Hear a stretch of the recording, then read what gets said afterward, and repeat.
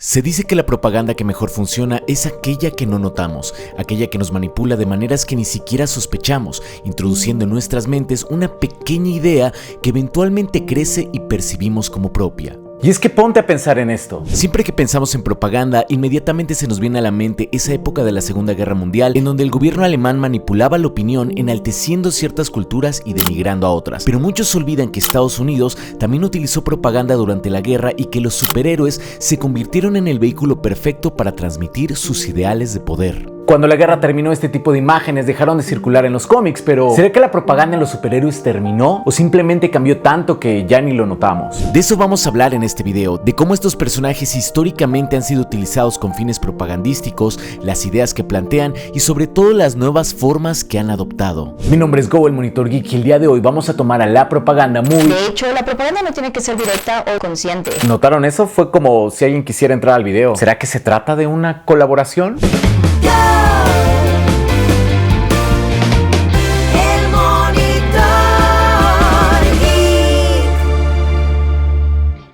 Cuando hablamos de propaganda, un tema muy importante es el contexto histórico. Cuando Superman hizo su primera aparición en 1938, Estados Unidos acaba de salir de una gran depresión económica, por lo que el Hombre de Acero era presentado como un campeón de los oprimidos, de la gente común, y es por eso que en sus primeras historias no se enfrentaba realmente a monstruos o supervillanos, sino a políticos corruptos, compañías mineras e incluso a especuladores de la bolsa de valores. Cuando el contexto cambió, las historias también lo hicieron. En el libro recopilatorio Superman The War Years, el escritor Roy Thomas relata que cuando las primeras historias del personaje comenzaron a salir, Estados Unidos aún no se involucraba oficialmente en la Segunda Guerra Mundial, pero las noticias de ella impactaban cada vez más a la gente, por lo que las historias de Superman poco a poco comenzaron a introducir conflictos que el Hombre de Acero solucionaba en países ficticios como Boravia, que ya tenía un sonido bastante europeo. Era una manera en la que Superman podía involucrarse en la guerra sin entrar de lleno en ella. Esto cambiaría pronto, ya que Superman terminó con la Segunda Guerra Mundial en 2 páginas. El 27 de febrero de 1940, la revista Look, que era rival de la revista Life, firmó un contrato con DC Comics para publicar una historia en la que Superman llega a Alemania, derrota sin problemas a su ejército y captura inmediatamente a Adolf diciéndole: "Me encantaría darte un golpe noario en tu quijada, pero no hay tiempo para eso. Me acompañarás a ver a un amigo tuyo". Acto seguido, el Hombre de Acero llega a la Unión Soviética, captura a Stalin y lleva a sus 2 prisioneros ante las Naciones Unidas, quienes declaran a ambos dictadores como culpables por agresiones no provocadas en contra de países indefensos. Toma en cuenta que para este momento en la historia, Estados Unidos ni siquiera había entrado de manera oficial a la guerra. Y toma en cuenta que este cómic no fue lanzado como un comic book para niños, sino en una revista de gran circulación. Por lo que tenemos que hacernos la pregunta, ¿cuál era la intención de la revista al pagar por una historia como esta? ¿Qué ganaban ellos? Ganaban no solo atraer a los fans de Superman para leer la revista, sino también que la gente comenzara a relacionar la revista con los valores y la simbología que representa el Hombre de Acero. Look, up in the sky, it's a bird. ¡It's a plane! It's Superman. Pero, ¿qué tienen específicamente las figuras de superhéroes que las hacen tan importantes? ¿Por qué lograron trascender los cómics de los que nacieron para convertirse en una fuerza que también nos acompaña día tras día? Y aunque su objetivo ya no sea ese, ¿por qué en 2024 los superhéroes todavía pueden ser grandes herramientas propagandísticas? Y no solo eso, sino también seguir hablando de temas políticos. Sí, tal y como lo estás pensando, esta historia funcionó a manera de propaganda. Pero creo que vale la pena hacer una pausa y preguntarnos, ¿qué es la propaganda? La propaganda es una manera de transmitir información que busca influir en las actitudes, creencias y comportamientos de las personas hacia una causa o ideología. En otras palabras, busca convencer a la gente de algo. Y a menudo utiliza técnicas persuasivas como la manipulación emocional y la distorsión o selección de los hechos para transmitir de mejor manera un mensaje específico. ¿Cuál podría ser el mensaje detrás de este cómic? Transmitir la idea de que Estados Unidos debería de entrar a la Segunda Guerra Mundial, un mensaje que fue replicado a través de muchos otros cómics, personajes y portadas como estas otras, en donde tenemos un símbolo de poder estadounidense que detiene la guerra con facilidad. Pero cabe aclarar que por muy extraño que suene, la propaganda no siempre tiene fines negativos. Por ejemplo, las campañas de cuidado al medio ambiente a menudo tienen elementos de propaganda, ya que buscan generar empatía y despertar emociones fuertes en nosotros para convencernos de cambiar nuestra manera de actuar y de pensar. Aquí, por ejemplo, no podemos decir que la finalidad es negativa porque se trata de cuidar a nuestro planeta, pero la manera en la que se presenta esa información sí tiene que ver más con la propaganda y menos con la publicidad. Pero entonces, ¿cuál es la diferencia entre estos dos conceptos? La mayor diferencia está en que la publicidad tiene un fin específico de compra, es decir, tiene un fin comercial muy claro y específico, promover ciertos productos y servicios para generar ventas, mientras que la propaganda tiene que ver más con influir en las ideas, por lo que a menudo se utiliza con fines políticos o religiosos. O políticos religiosos que a menudo van muy de la mano. Sin embargo, la línea entre la publicidad y la propaganda no siempre es tan clara. De hecho, la persona que escribió el libro de la propaganda, y de verdad me refiero literalmente al libro llamado Propaganda, trabajó tanto en publicidad como derrocando gobiernos. Edward Bernays fue un pionero en el campo de la propaganda moderna y aplicaba conceptos de la psicología y el psicoanálisis de su tío,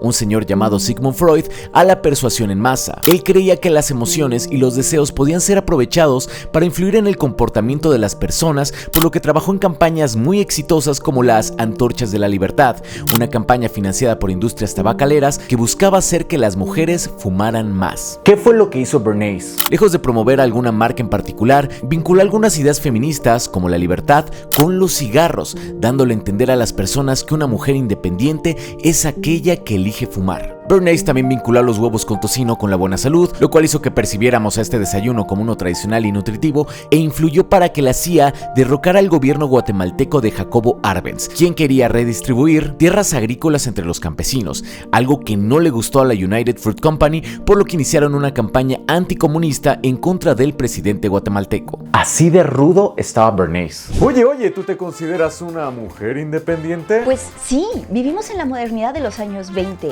Ya puedo votar y están mejorando mis condiciones laborales. Estoy muy segura que pronto alcanzaremos la misma libertad y derechos que los hombres. No, pero yo hablo de la verdadera libertad que te da el hecho de poder fumar. Esa libertad que te da el poder encender un cigarro como una verdadera mujer independiente. Pero no me gusta el olor a cigarro. Pues yo solo digo que todas las mujeres independientes son las que fuman, entonces pues, si tú no fumas... No encuentro fallas en tu lógica. En el caso de los superhéroes y la propaganda, en un principio fueron utilizados para vender la idea de que Estados Unidos era un símbolo de poder que podría detener fácilmente a los poderes del eje, y después del ataque de Pearl Harbor, cuando Estados Unidos entró de manera oficial a la guerra, los cómics de superhéroes sirvieron para mantener la moral e inspirar a las tropas mediante estas imágenes que representaban valor y heroísmo.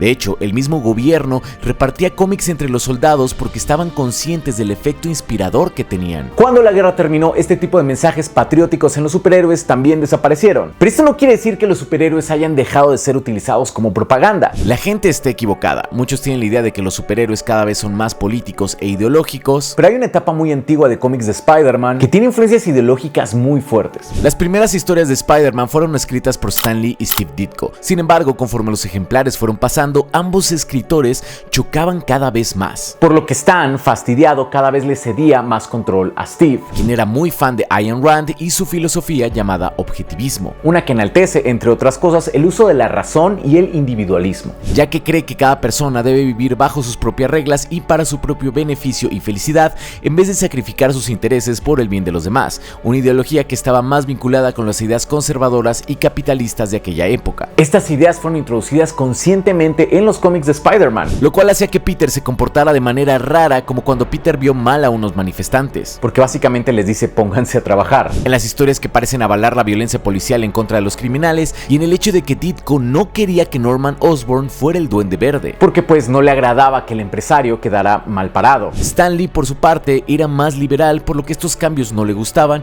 y eventualmente Ditko terminó saliéndose de Marvel. Sin embargo, comenzó a escribir historias con mensajes objetivistas más directos, como su personaje Mr. A, un vigilante racional e individualista que cree que solo hay actos buenos y malos en el mundo, ya que no existen las áreas grises. Este personaje se enfrentaba a villanos que controlaban volaban mentes, lo cual hacía referencias a la mentalidad colectiva y sirvió como inspiración del personaje Rorschach de Alan Moore. Pero no fue a manera de homenaje, más bien Alan Moore detestaba el objetivismo. Básicamente creó a Rorschach para burlarse de él. Y años más tarde, Zack Snyder lo glorificó en su cinta Watchmen, convirtiendo a la parodia en un símbolo de resistencia. Las vueltas ideológicas que da la vida. Otro caso muy emblemático que tiene que ver con usar las historias para cambiar las ideas de la gente tiene que ver con la polémica gay de Batman. Resulta que en los 50 un psiquiatra llamado Frederick Wertham dijo, entre muchas otras cosas, que Batman era nocivo para los niños porque promovía la homosexualidad. Y ponía como ejemplo paneles como estos en donde la relación entre Batman y Robin podía malinterpretarse.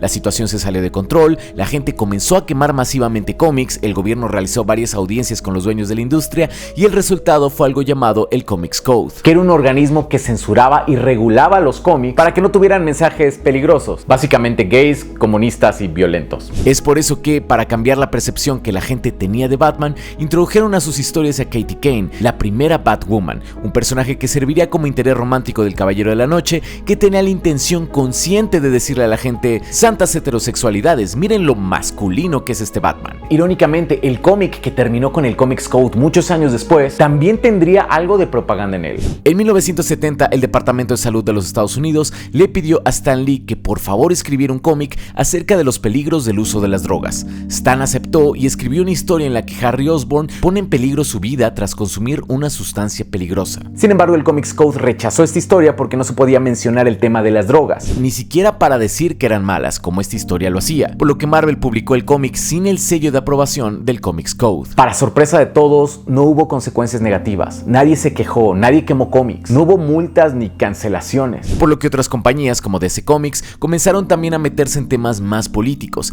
Aquí fue cuando muchos otros escritores comenzaron a introducir en las historias sus propias ideas políticas. Ahora, mucho ojo aquí, como ya dijimos antes, esto no significa que antes de esto los cómics no hayan sido políticos. Digo que este fue el punto en el que los escritores comenzaron a introducir su propio punto de vista más abiertamente dentro de los cómics porque ya no había un organismo censurador en juego. Sin embargo, esto no significa que estas historias cargadas de puntos de vista ideológicos o políticos sean necesariamente propaganda. La mayoría de veces los escritores introducen estos temas en los cómics para dotar a las historias de superhéroes de cierta relevancia y realismo. Y ya que todos tenemos un punto de vista social y político, es normal que las historias que nosotros creamos también lo tengan. Por ejemplo, en los 70s, Denny O'Neil y Neil Adams crearon una serie de cómics de Linterna Verde y Flecha Verde, en donde ambos personajes, cada uno con una visión diferente del mundo, Hal Jordan era el punto de vista conservador y Oliver Queen el liberal, se enfrentaron a diversos problemas del país, desde el racismo y el extremismo religioso hasta el tema de las drogas, mientras que Frank Miller en su cómic The Dark Knight Returns nos hablaba de Superman como una marioneta que obedecía al gobierno,